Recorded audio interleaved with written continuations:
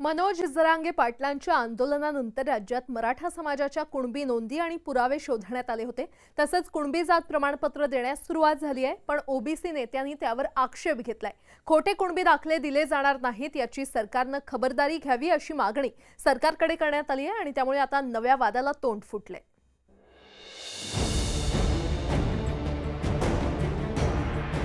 जालन्याच्या वडीगोद्री गावात लक्ष्मण हाकेंनी सुरू केलेल्या आंदोलनाच्या पार्श्वभूमीवर शुक्रवारी मुख्यमंत्र्यांच्या उपस्थितीत मुंबईत एक बैठक पार पडली। या बैठकीत राज्यातील प्रमुख ओबीसी नेत्यांनी सरकारसमोर काही मागण्या ठेवल्या होत्या। कुणबी नोंदी आणि पुरावे असलेल्या मराठा समाजातील व्यक्तींना देण्यात आलेल्या कुणबी जात प्रमाणपत्राविषयी संशय व्यक्त करण्यात आला।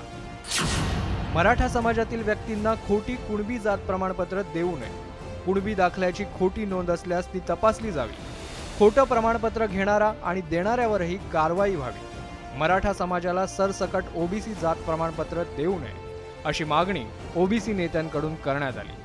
पण आता त्याविरुद्ध जरांगे विरुद्ध ओबीसी नेते असा सामना रंगल्याचं पाहायला मिळत आहे। की खोटी सर्टिफिकेट कुणालाही दिली जाणार नाही, ते कुणबी दाखले असे असतील खोटे आम्ही तपासू,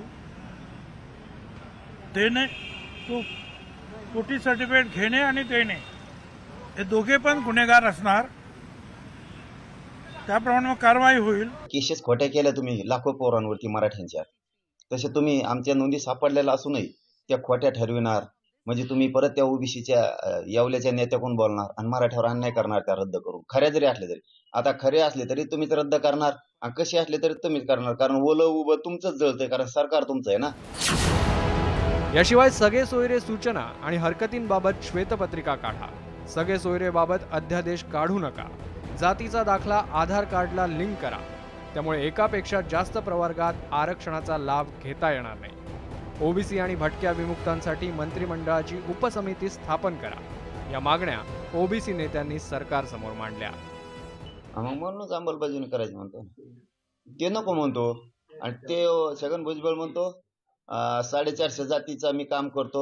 बरं 450 जातीचं काय ना करीना, जातीवादच तरी बाकीच्या सोडल्या ना 450 गोड लागत्यात।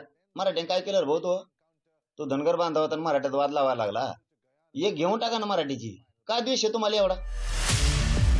एकीकडे मुख्यमंत्री शिंदेंनी ओबीसी नेत्यांच्या या मागण्या मान्य केल्याचं भुजबळांनी सांगितलंय, तर दुसरीकडे राज्य सरकारनं मनोज जरांगे पाटलांनाही त्यांच्या मागण्या पूर्ण करण्याचं आश्वासन दिलंय।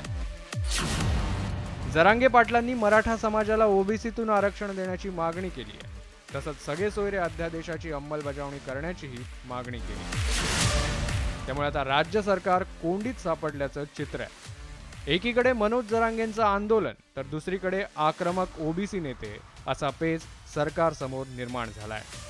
जरांगेंच्या मागण्या मान्य केल्यास ओबीसी समाज नाराज होईल, तर जरांगेंकडे दुर्लक्ष केल्यास मराठा समाज दुखावेल अशी भीती सरकारला सतावू लागली आहे।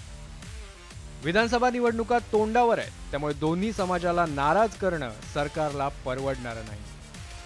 लोकसभा निवडणुकीत जरांगेंच्या आंदोलनाचा सत्ताधारी महायुतीला मोठा फटका बसलाय। या पार्श्वभूमीवर सरकार सावध झालंय। आता विधानसभा निवडणुकीच्या पार्श्वभूमीवर मराठा आणि ओबीसी आरक्षणावर तोडगा काढताना मुख्यमंत्री एकनाथ शिंदेंची कसोटी लागणार आहे। Bureau report, news 18 Lokmat.